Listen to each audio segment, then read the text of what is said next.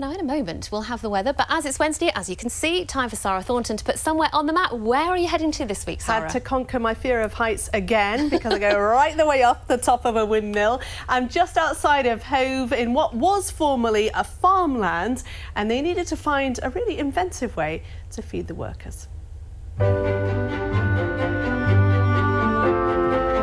On the outskirts of Hove lies the community of West Blatchington. This area was formerly a 700-acre farm, established around 1800.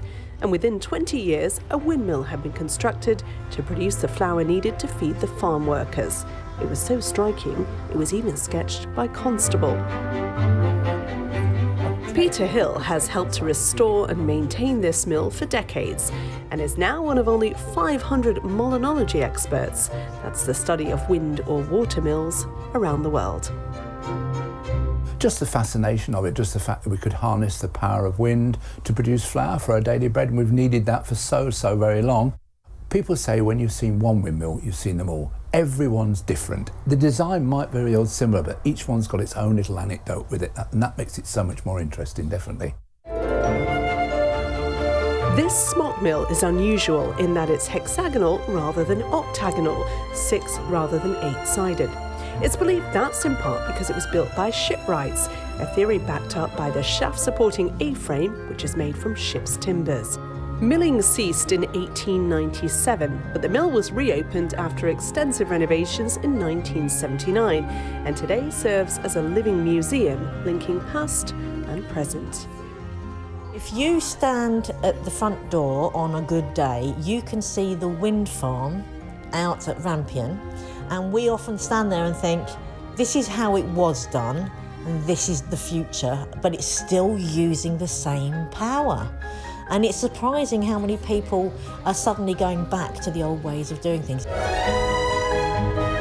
Whilst it's unlikely that the sweeps will ever turn again, it's the hard work of the volunteers here, which means the mill will continue to look out over West Blatchington for decades more, perhaps even for another 200 years. What an absolutely stunning view. And you made it to the top. It was pretty... Well done. I didn't get all the way up because I was a bit like, oh no, but it was worth it for the view, that's for sure. Absolutely beautiful. It was a bit cloudy on the day we filmed. If you were out looking at that view right now, you'd see some beautiful sunshine, but you know, that is raising our temperatures, and what goes up, you know, in this country, it goes down with a bang and a crash. We have a weather system working its way towards us overnight tonight, and that is going to bring us some lively weather to start us off tomorrow and certainly through the morning. A Met Office weather warning actually starts at 10 o'clock for thunderstorms. I think they could move in a little bit earlier than that, though, for us.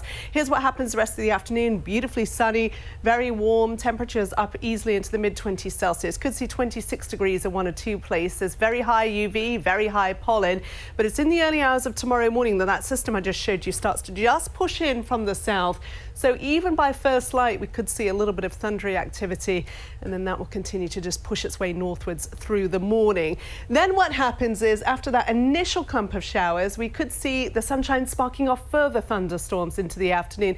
The bulk of the threat, I think, will move its way northwards through the afternoon. You can see behind that the temperatures down a little bit, still above average for the time of year. Could see 23 or 24 degrees, taking us into the mid-70s in Fahrenheit. And then after that, temperatures just fall away at the weekend. This is about average, maybe just slightly below for the time of year. And then, yep, back up again next week. Lots of sunshine. Lovely. Thank you very much indeed, Sara. And that's all from us for now. We'll be back with our next programme at 6:30. Hope you can join us. For now, have a great afternoon. Bye-bye.